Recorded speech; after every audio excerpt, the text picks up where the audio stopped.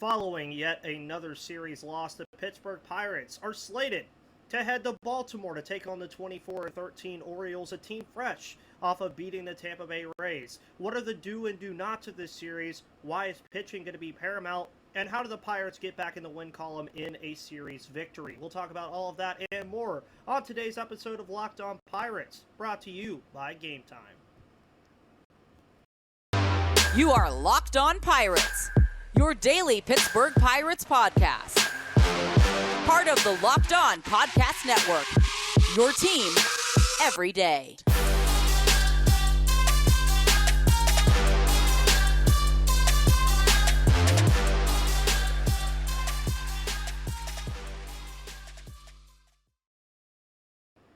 And welcome back to the Locked On Pirates podcast, everybody. My name is Ethan Smith, your host of the Locked On Pirates podcast here on the Locked On Podcast Network, here on YouTube, Spotify, Odyssey, Google Play, or wherever you get your podcasts, where it's your team, your Pittsburgh Pirates, every single day. And on today's show, it's going to be all about this weekend series against the Baltimore Orioles, a series that for the Pittsburgh Pirates, about 2 weeks ago, it would have been, oh, this team can beat anybody. Now it's, can they win a game in this series? Are they outmatched by the Baltimore Orioles? And we're going to talk about that entire series here on today's episode on Friday. Happy Friday to all of you, as always, here. Thank you for making Locked On Pirates your first listen of the day every single day here on the Locked On Podcast Network.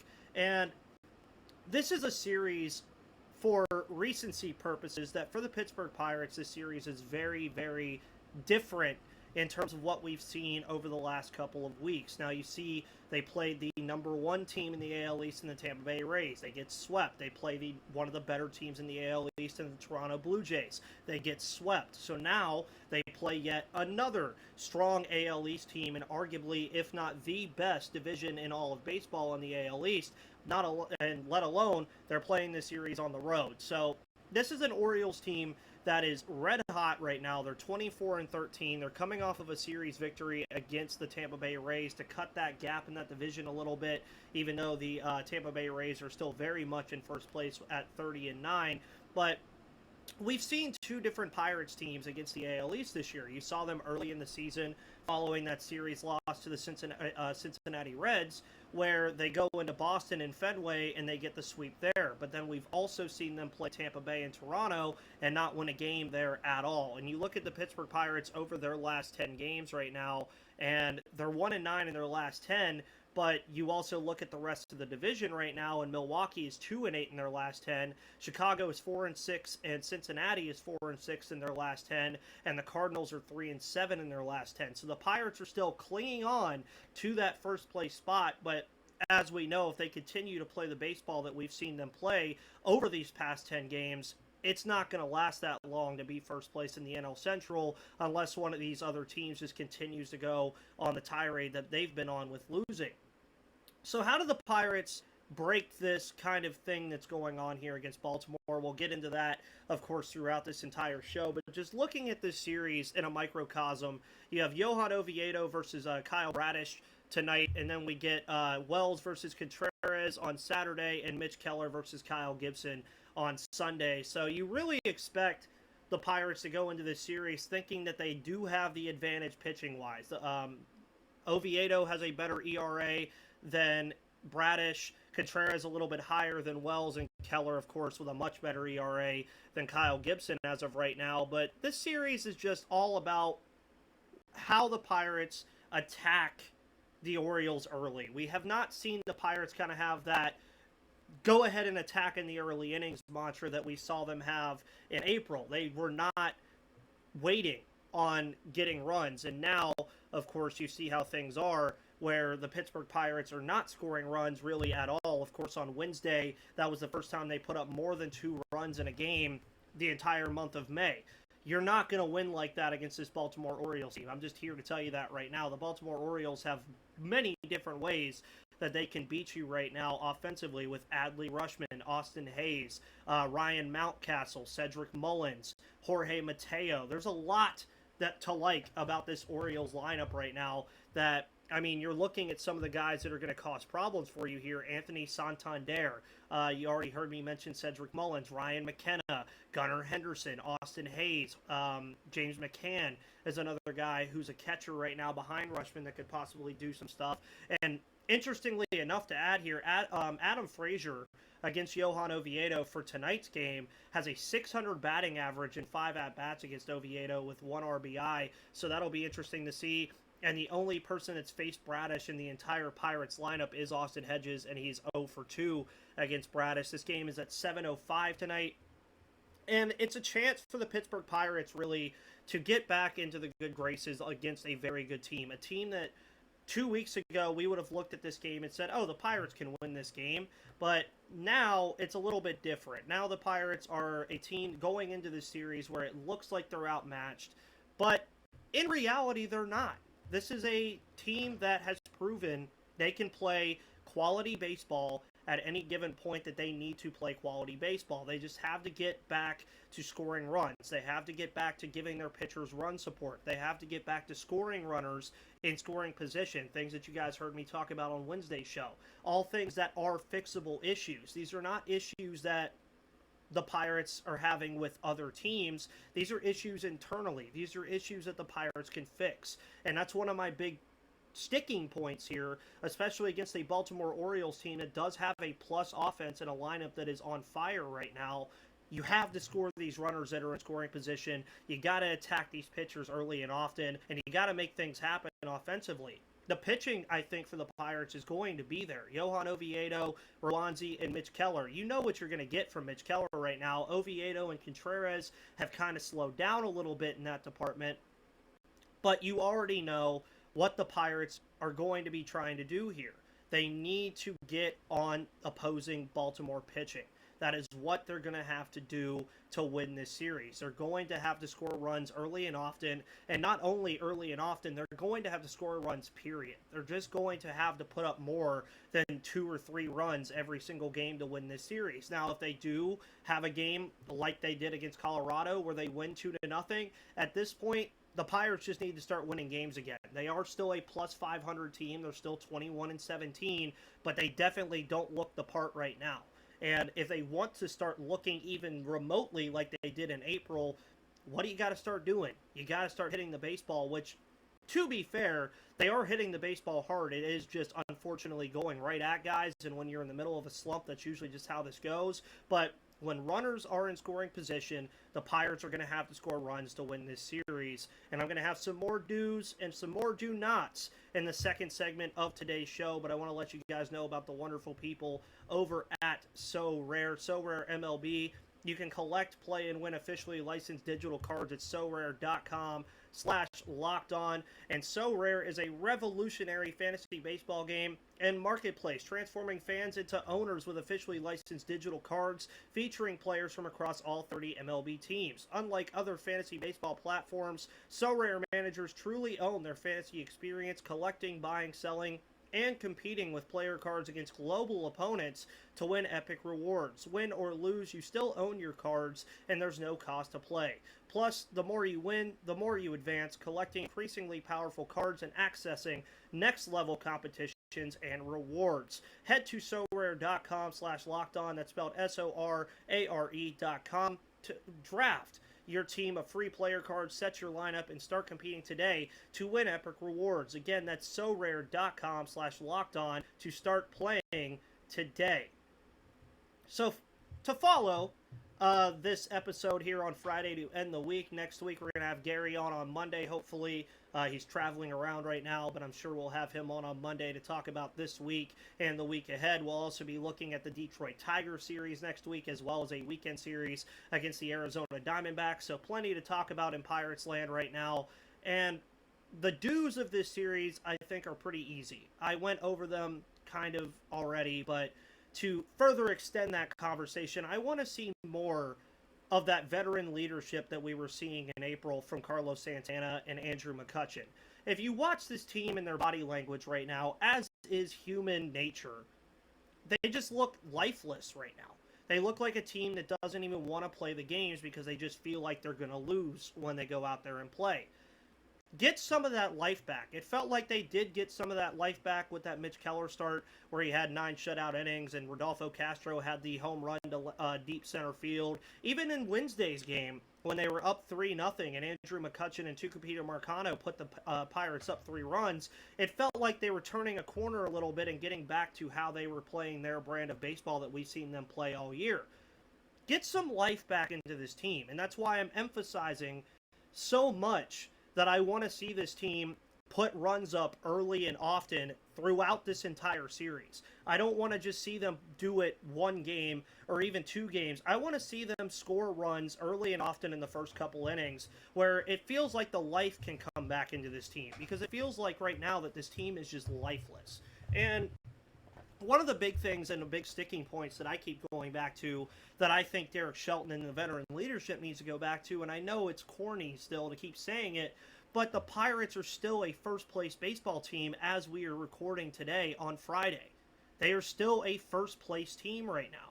They are a team that, albeit, again, they've only won 1 game in their last 10 games, but you look at where they sit right now, and because of that strong start that they had, they are still a first-place team. They still control their own destiny in that department. They could still go out there and find that winning formula that they had in April. What was a part of that winning formula? I'm sure most of us remember. The starting pitching was lights out for a good portion of April and almost the entire month, and going into May. They weren't playing bad. Even you go back to that Tampa Bay Rays series, most of the pitching was fine. And then you go to the bullpen with the likes of Colin Holderman, Robert Stevenson, David Bednar, Dwayne Underwood Jr., Dowry Moretta. There we go. I almost said Harleen Garcia. But the bullpen has been a top 10 bullpen in baseball for all intents and purposes, especially when they come into games with a lead. When Derek Shelton in the 6th inning or even the 7th inning has a lead with this Pirates team, he already knows where his guys are most comfortable coming into the ball game to shut games down. You see Robert Stevenson come in the 6th or the 7th. You see Colin Holderman come in the 8th, as we call him, Colin Holderman, because he was leading the league in holds for quite some time until the Pirates were losing games. And then David Bednar is just lights out right now as a closer. He's going to probably be an all-star again in 2023 for the Pittsburgh Pirates. Get back to that formula, because you know it's a formula that is going to win you baseball games. Let your starting pitching do their thing, like Johan Oviedo tonight. He had a good start to the year. He's kind of teetered down a little bit, but if he gets some run support, Johan Oviedo is a very good pitcher when he has a lead. And shockingly, any pitcher is a good pitcher when they're playing with a lead, including the bullpen. We saw it so much in April where it just felt like it was rinse and repeat. Your starter was giving you 6 innings. Robert Stevenson would come into the 7th when he was eventually healthy, or Dowry Moretta would come into the 7th. Then you would see Robert Stevenson in the 8th, or not Robert Stevenson, Colin Holderman in the 8th, and David Bednar in the 9th. It's a formula that you know works for you, so why not bring it back into the fold? Emphasize to your offense that you need to score runs early and often, and make it happen. And a lot of this, I think, goes back to the Andy Haynes approach that we saw a lot last year, where you're seeing a lot of these hitters get into 0-1 counts and 0-2 counts, and that is a big don't for me in this series. Get into plus hitters counts. I want to see more 1-1 counts. I want to see more 2-1 counts, 3-1 counts, full counts. Make these pitchers on opposing teams force you into the zone. Force them into the zone. Because once you see an 0-1 pitch and then you're taking an 0-2 because you want to be picky, then the pitcher just has you right where he wants you. And we've seen a lot of that over this slump, where they're taking their time and being patient, which is perfectly fine when you're trying to force walks. But when you are on a 1-9 out of your last 10 streak, like the Pittsburgh Pirates are right now, you can't be patient at the plate. You got to start swinging at stuff that you like early in counts and getting on base. You can't be praying for walks and trying to walk in runs like you were in April. It's just not going to work. It's something that was working for you in April, but teams quickly found out that the Pittsburgh Pirates as a lineup wanted to be a patient lineup, and I was perfectly fine with that. We've seen very good discipline from the likes of Jack Sawinski, who's been in a slump in his own right. Andrew McCutchen has had phenomenal discipline at the plate, taking walks and getting on base. But at some point, you got to start pressing the issue. Start swinging at first pitch strikes. Start swinging at second pitch strikes. Don't fall into counts that are going to force you to strike out. Don't fall into counts that are going to force you to ground into double plays when you do eventually get guys in position. And also, base path aggressiveness is fine. It is a perfectly fine thing that I have been fine with throughout the duration of this entire season. But at some point, you cannot be taking outs on the base pass and taking runs away from your team, because we've seen it a couple times where they get a G1 Bay or a Marcano or even a Key Brian Hayes on second base, and then they try to steal third and get thrown out. That just takes all the wins out of the sails that you had offensively, even if it's with 0 or 1 outs, because now the guy at the plate, even if he hits a double, instead of getting an RBI double, you're just right back in the same position you were. So maybe rethink that strategy a little bit, maybe rethink how the Pirates are going to do that. That's one of my big don'ts. Do not get outs on the base pass, and do not force outs upon yourself, and also take action in the batter's box. Go after the Baltimore Orioles. Their pitching is not great. It's not bad, but it's not great either. Their bullpen, though, is very, very solid, but once you get to that bullpen, have a lead once you get to that bullpen. Because I'm here to tell you, folks, if the Pirates are trailing in games against the Baltimore Orioles bullpen, good luck. They're probably not going to win too much. But at the end of the day, I do think that do's and don'ts are fixable things for this team. Stop forcing outs upon yourself. Play sound defense, too. I haven't even gotten to the defense yet. Just play sound defense behind your pitchers, because that has to be frustrating as a starting pitcher when you do make that third out pitch and then you're having to get an extra out in an inning. Don't do that. Make things happen for yourself that are going to win you ball games like you were in April. It's a sound strategy that the Pirates were using that they just need to get back to. And guess what? It's a sound strategy that teams are going to have to force you to get out of if they are trailing in a ball game. If they have that really good 6 innings pitched from a starting pitcher, and then you get to Holderman, Stevenson, and Bednar, teams are going to have to score runs against you to get you out of that. And more times than not this year, when they have gotten to that formula, teams haven't gotten to them. And it's something that I think the Pirates are very much in control of, that they just need to get back in control of. Nothing is stopping them from getting back to that point. Mentally, they can get back to that point. And also, looking at film and physically, you can go look at the month of April and see that you can do it. The players can literally see that they can do this. This is not some thing that I'm just conjuring out of my head like the Pirates need to go score 9 runs. They've done it this year already. They have already done it. And against the Baltimore Orioles team that, again, is a very good baseball team, this is a perfect measuring stick for the Pittsburgh Pirates to say we could still beat good baseball teams. We can. They could still beat very good baseball teams like the Baltimore Orioles. It just takes controlling what you can control and getting back in control of what is working. And we're going to talk a little bit more about this series, as well as what I expect to happen in this series and how the Pirates can win this series in just a moment. But today's episode is brought to you by the wonderful people over at Game Time. If you're looking to get tickets at the last minute and want to go see the Buccos play, make sure you use Game Time and download the Game Time app today to use code LOCKEDONMLB for $20 off. And Game Time, of course, is awesome, because buying tickets to your favorite events shouldn't be stressful. Game Time is the fast and easy way to buy tickets for all the sports, music, comedy, and theater near you. With killer deals on last-minute tickets and their best price guarantee, you can stop stressing over the tickets and start getting hyped for the fun you'll have.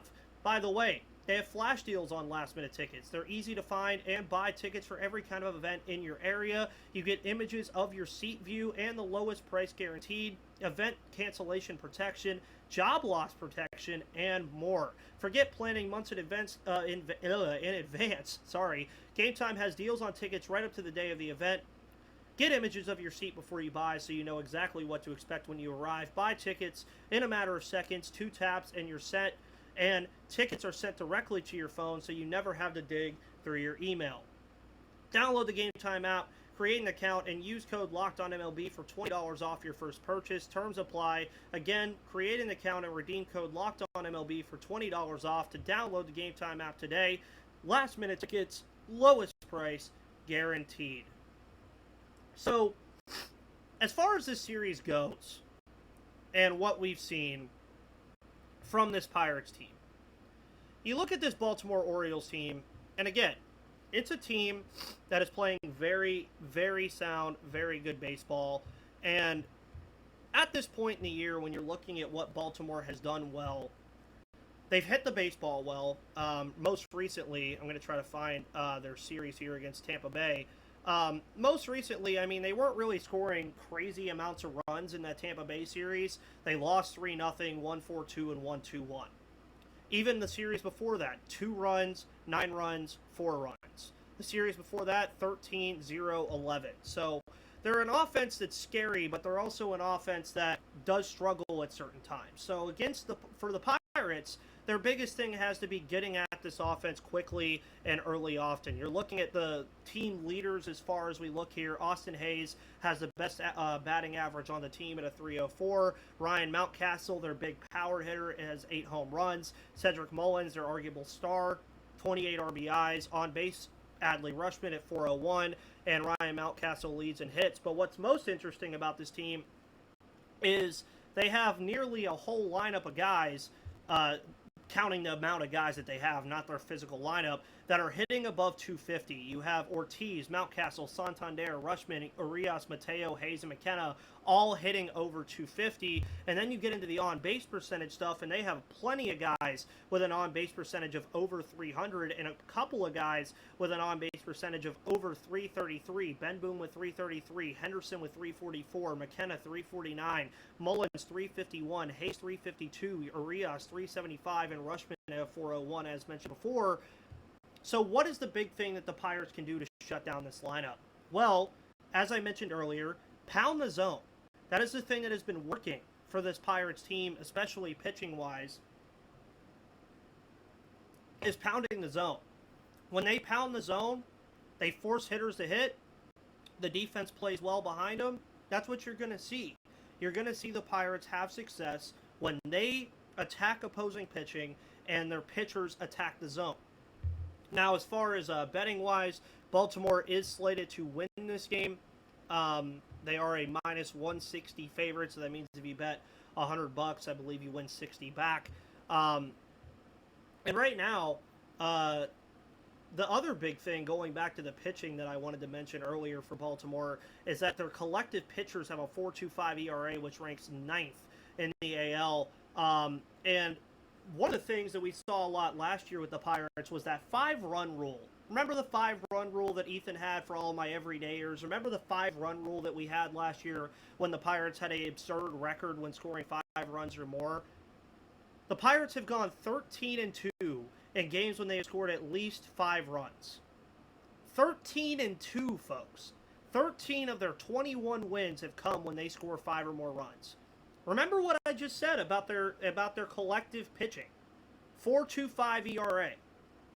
So if you can go 1 earned run on average higher than what the Baltimore Orioles collectively pitch, the chances of you winning go up astronomically if they can find a way to get back into the graces of scoring 5 runs. Now, of course, Cedric Mullins hitting very well. Santander hitting very well. The Orioles, again, 6-4 in their last 10, so they are hot, per se, coming off of that series win against Tampa, but batting .244, 4.20 ERA, outscoring opponents by 6 runs. But then the Pirates, 1-9 in their last 10, 181 batting average has to be fixed, 5.02 ERA has to be fixed, outscored by 43 runs. They will likely miss Ramon Urias in this series on the 10-day IL. Michael Givens is on the 15-day IL. Dylan Tate's on the 15-day IL. John Means is on the 60-day IL. Nothing's really changed for Pittsburgh in the injury department. Of course, you have O'Neal Cruz, Will Crow, Chase DeYoung, Vince Velasquez, JT Brubaker, Max Kranick. I am going to be bold here and say that the Pittsburgh Pirates win this series. I'm going to tell you why. I think they get after this Baltimore Orioles pitching. I think they're going to do well offensively. I think Camden Yards can be a very good spot for them, especially for the left-handed hitters like Jack Sawinski, Marcano, G1 Bay, etc., with the shorter right porch. I think they win Friday I think they lose Saturday and Mitch Keller wins Sunday. I think they get back into the win column as far as winning a series. I think the Pirates are going to bounce back finally, get a series win against a very good Baltimore Orioles team by attacking the opposing pitching and attacking the zone as for our starting pitchers. I think Oviedo, Contreras, and Keller are going to combine for very good starts over this series, and I think the Pirates get out of it with a series win. Tell me what your thoughts are here for this series against the Baltimore Orioles. My name is Ethan Smith, your host of the Locked On Pirates podcast here on the Locked On Podcast Network. You can follow me on Twitter at MVP_Ethan or at Locked On Pirates for all of your news, analysis, and opinions of the Pirates here in the year 2023. My name is Ethan Smith. Have a wonderful rest of your Friday. Enjoy the game tonight, and I will see you on the flip side.